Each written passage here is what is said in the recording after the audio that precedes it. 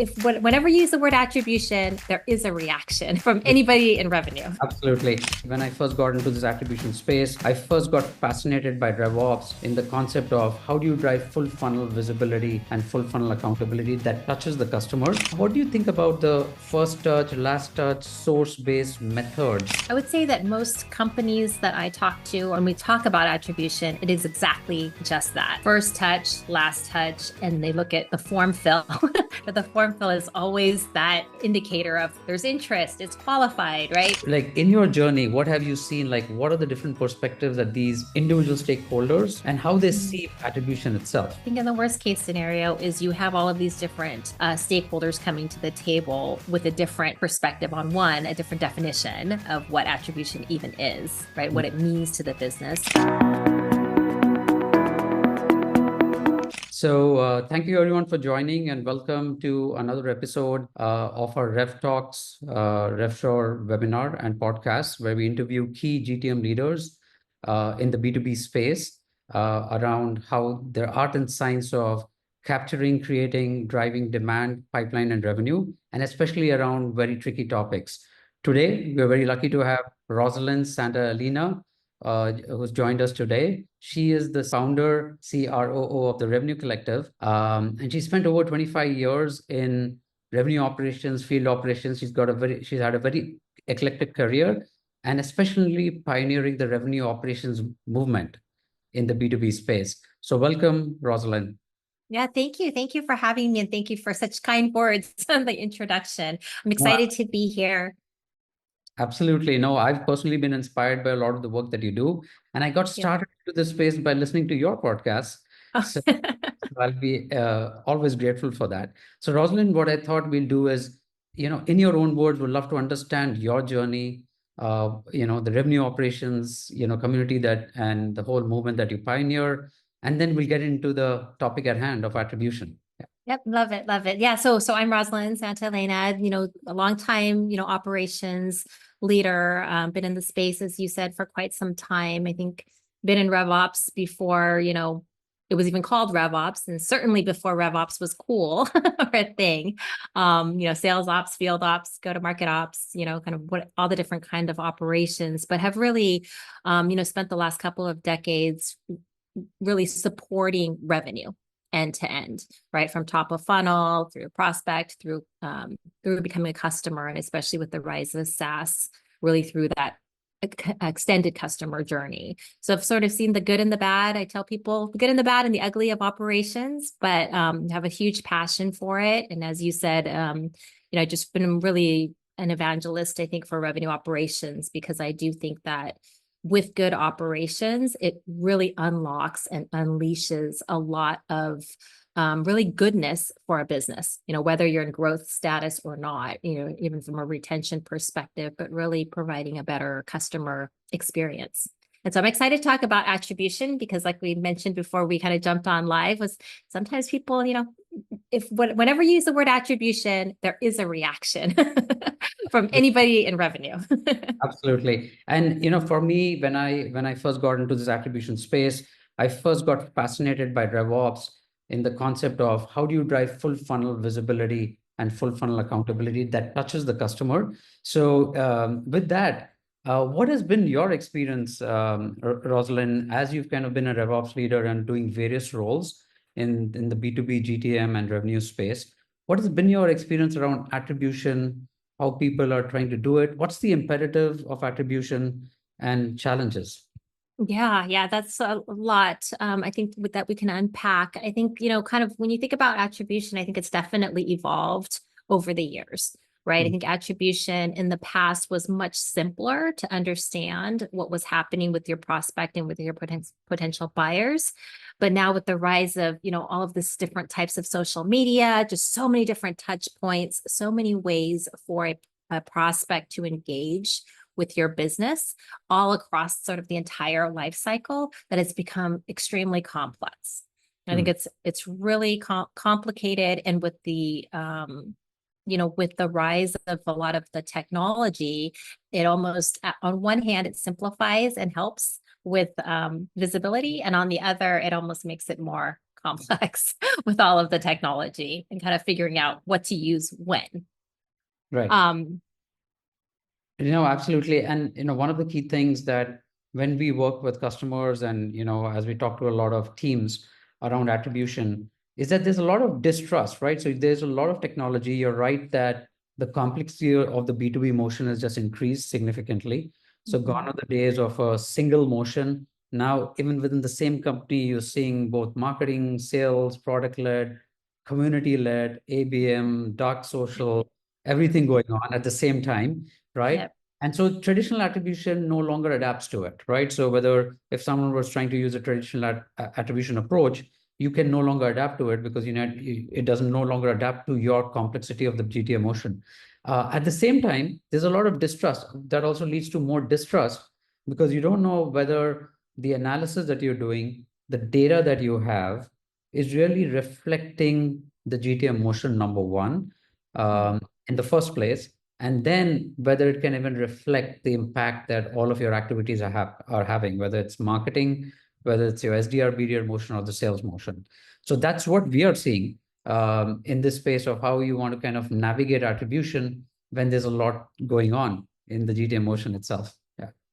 Yeah, no, 100%, because there's just so many different touch points as a buyer or customer, in ways that you learn about a product, right? Or the way you get introduced to a product or a person within your organization. And a lot of times it's not a single point, right? There's multiple reasons that bring a prospect either to your website or to your event or to have a conversation, to fill out a form, right? All of the actions in the past that were very binary, like, okay, we sent out an email and they came to our website. Now there's just so many more things that could influence it. Right. And what ends up happening is that there are so many touch points that are happening, and a lot of companies are still relying on the CRM system, right? Whatever CRM system you have, the traditional CRM system, there's certain touch points that are definitely captured, and CRMs are getting better at capturing data from campaigns and other places. But usually what ends up happening is that you end up starting the capture from a form fill. So let's say there's a visitor that comes to your website. The first touch point of that visitor or the interaction of the visitor that you see in the CRM is a form fill or a white paper download or one of those conversion events, right? But what Yes. happened before that, what got the visitor to your website in the first place is usually you don't know that, right? And so what ends up happening, most teams that try to kind of do some analysis, and the source-based reporting and source-based analysis we see is very common. So you want to say, hey, what is the first source and what's by different sources, how many leads you got or accounts did you get or pipeline. That itself doesn't represent the full influences of all the touches that happened before that, right? And so, you end up doing a wrong estimation and maybe making wrong decisions, right? So I know that you've done a lot of this. So what do you think about the first touch, last touch, source-based methods that are being used in attribution and they're being used even today? Yeah. I think that I would say that most companies that I talk to, or most, operations professionals I talk to, when we talk about attribution, it is exactly just that, right? What you've just mentioned. It's literally first touch, last touch, and they look at the form fill, the dreaded form fill, right? But the form fill is always that indicator of there's interest, it's qualified, right? Here we go. We have an MQL. And like you said, there's so many things that happen before that. And trying to capture some of those signals or those touch points is really complicated. But I think that there's so many great, with the rise of, so many different tools today that can really gather a lot of those signals and a lot of those touch points and collate them and bring them together. Because where your prospects are engaging, like we said, it could be LinkedIn, it could be on, there's just so many different social platforms that they could be engaging, as well as in communities. So I think the key is to be able to track that information and bring that, into your, I guess, your CRM or into your marketing automation, but into your technology to be able to track a true life cycle. Because even after the form fill, they're still doing a lot of those other things, right? And you're missing a lot of opportunity there to move the deal forward or drive a prospect kind of through that life cycle, if you're not measuring anything there, right? There's that kind of blind area, No, blind spots. absolutely. Absolutely. So there's a lot of interaction happening before the form fill, but then there is Mhm. a lot of interaction happening even after the form fill, right? And your Mhm. ability to track pre-form fill, post-form fill, which we like to call from the dark funnel into the deep funnel, right? Yeah. That's the terminology we like to use, is critical, right? But if you take a step back, I know we kind of jumped into some of the data aspects and what you're capturing or not.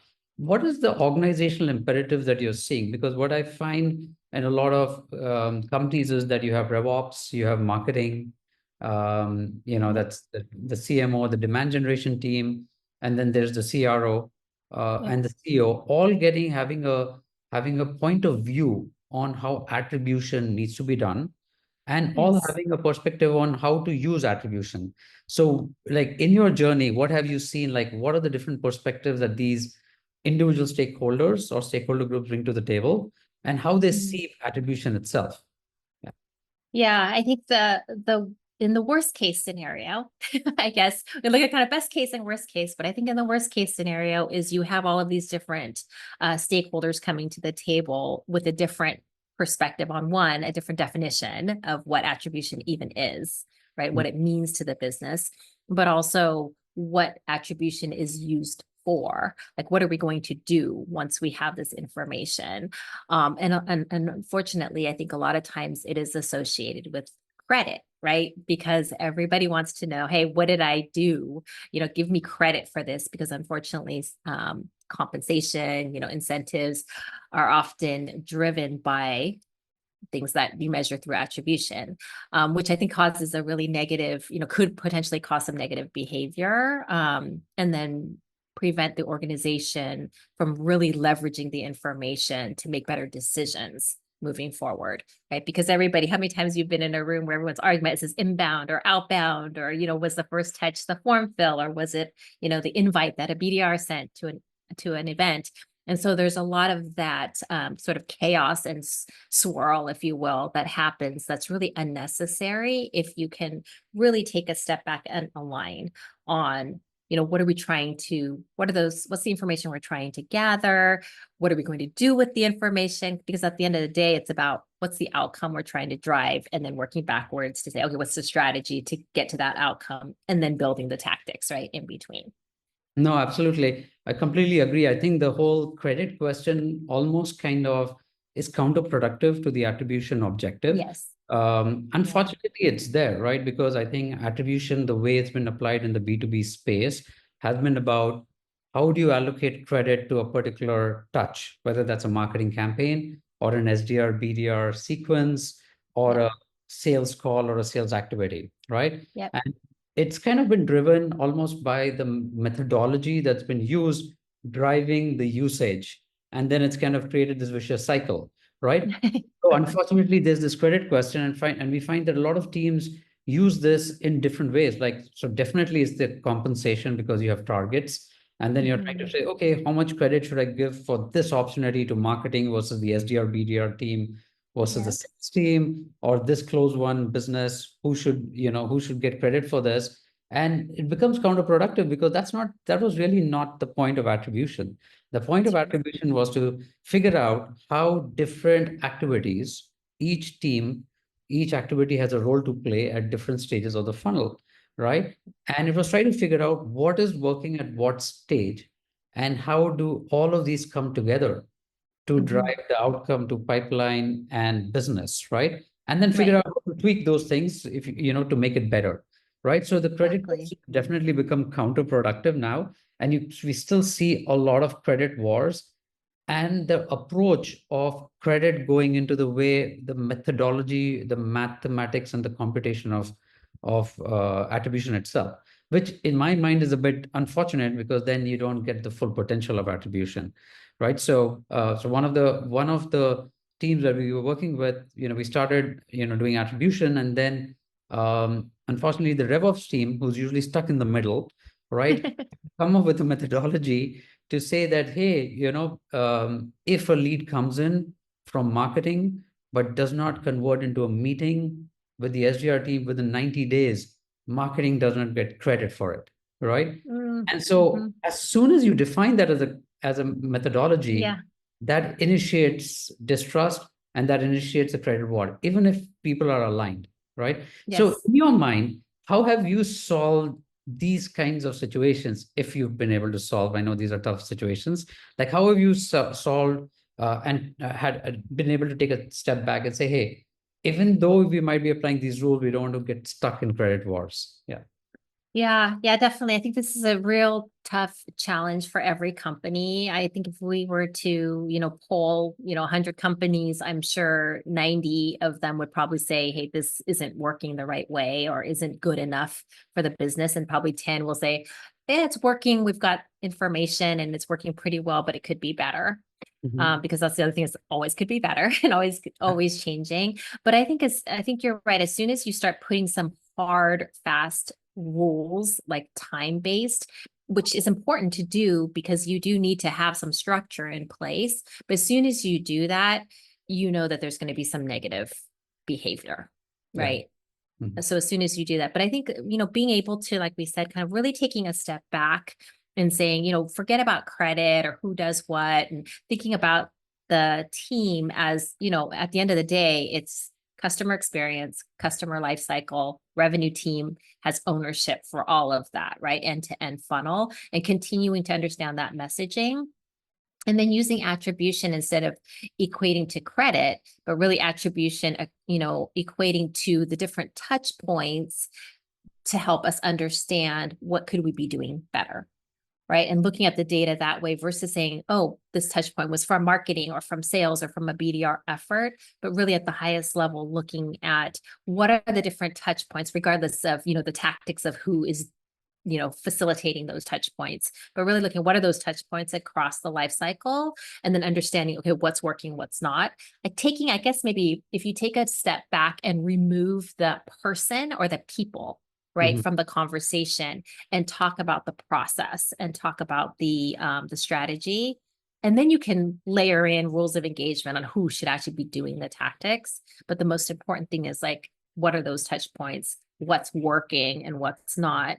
Because that's going to help you drive. I guess the other thing is really to help people understand the value of looking at the business from that perspective versus from a person perspective and keep the focus there. I guess that's probably one of the challenges that RevOps has in most organizations is we're tasked with sort of driving this alignment across these different teams, but everybody is quick to jump into, well, we created, this campaign and it drove X amount of leads, right? People are quick to jump in there because they do want to prove ROI and what they're doing is, impactful.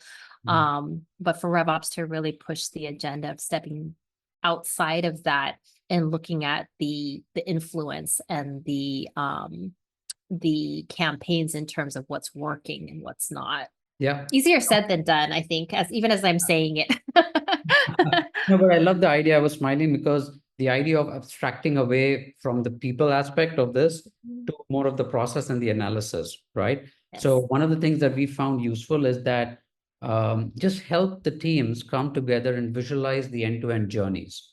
So let's Yes. say we were able to capture all of the activities as much as possible, right, of what's happening to the buyer journey. So, one of the key things that we do, we are able to kind of figure out if a visitor is coming from Google or LinkedIn or paid ad or some alternate source, and then we start Mhm. tracking from the anonymous visitor to the different website interactions to the first form fill and beyond, even offline things like trade shows and conferences and field marketing events come into this picture and to this journey.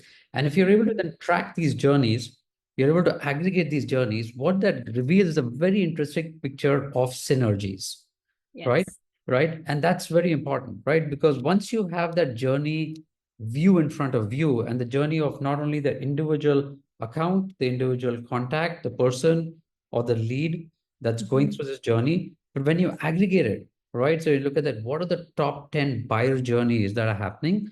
It Mhm. starts giving a very interesting picture of the synergies between the different touches, right? Yes. And what we found that kind of creates a significant mindset shift, right? So, I've seen this happening in the customers that we've been working with. As soon as you do that, then the mindset shift moves away from credit, it says, okay, now I understand this sequence of activities are really driving conversion, right? Yeah.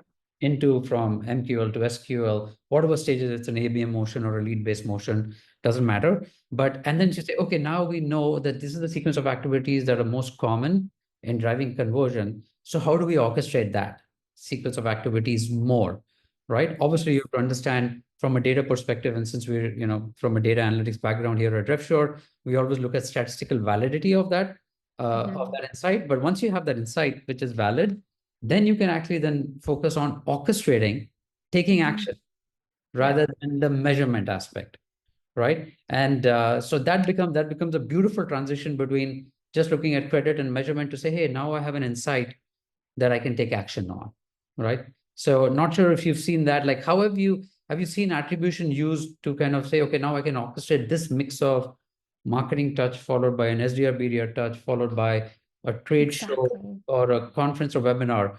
Like, how has that happened in some of the Yeah, no, I mean, I think that is yeah, exactly, I think you've touched on exactly the value of attribution, right? right. It's not about credit for the internal team. It's about driving that customer experience and understanding how they want to be engaged and what works in moving them through your funnel. Right. And it's that analytics side of the house that's actually the most valuable, right? The whole purpose of doing attribution is to understand, right? Like what's working and what's not, and how do we do more of the things that are working to drive conversion and drive closing revenue or keeping a customer, retaining a customer. So yeah, I definitely think having that visibility is going to be the I guess not really maybe the North Star, but really the place where you want to be, right? And to be unlocking those analytics. No, absolutely. And we've seen, like, for example, for certain customers, you start seeing patterns, right? You say, and patterns that both confirm your intuition and some patterns that might be, opposed to your intuition. So for example, Yep. we saw in one customer, what is driving visitors to leads is a combination of search and an SDR BDR prospecting. But so Mhm. that's top of the funnel, really. As you go into the middle of the funnel, trade shows and content engagement starts becoming important. And as you go towards the bottom of the funnel, again the SDR motion becomes important because you're trying to kind of accelerate conversion through the middle of the funnel into the bottom of the funnel. And so what ends Mhm. up happening is you start seeing the combinations that are important at every stage. And some say, oh yeah, we deployed that campaign that was the middle of the funnel campaign. And sometimes say, oh, Mhm. that middle of the funnel campaign isn't really working, right? Or that touch isn't really working. We thought that this content is going to help or this webinar is going to help. In certain cases, it Mhm. helps, certain cases do not help, right? And then that conversation between the teams, it becomes very, very productive overall. Yeah. Yeah. Yeah. And then, and I guess once you get the analytics, you can also start breaking that down by persona, right? And type of account. And then you can really unlock a lot of more customized sequences for your team. Once it starts to move kind of down funnel, right? Your SDR, BDR teams, or even your sales teams, or even plays for your customer success, right? And beyond, whether you have an account management team or renewals team, but being able to understand what that looks like and what actually works. Absolutely. So let's go into another track. So if one was to think about what is the ideal way of approaching an attribution initiative, right? Or Mhm. a team structure, it could be people, process, technology, right? The Yeah. three dimensions. How would, like, for a modern GTM motion, how would one want to orchestrate an attribution initiative? Right? And this is an Yeah. open question. We can brainstorm on it, right? Like, Yeah. do you think that setup should be overall? Yeah. Yeah. I think always starting at the beginning, right? In terms of what are we trying to achieve? Hmm. Right. It's like, what is the goal of attribution? And I think a lot of things we talked about, it's not about giving credit, right? But it's about understanding what's working for your prospects and customers and buyers and what's not. Right. So it's like, what are we trying to get from attribution? What is that outcome?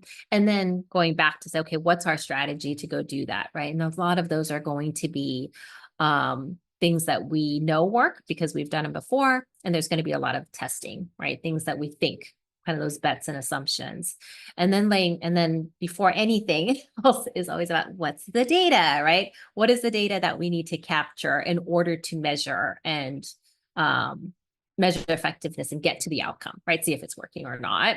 So making sure we have the right data. But even before that, it's aligning on the outcome, the strategy, and then the definitions, right? Just making sure everybody is aligned in terms of what is attribution, what are those touch points, how are we going to define those things, and then make sure we have the right data, right, to support visibility of those key metrics, and then working on process in terms of who does what and the technology. It always starts with, what are we trying to do? What's the objective? Okay, what's the strategy to get there? And then we can figure out all the things in between.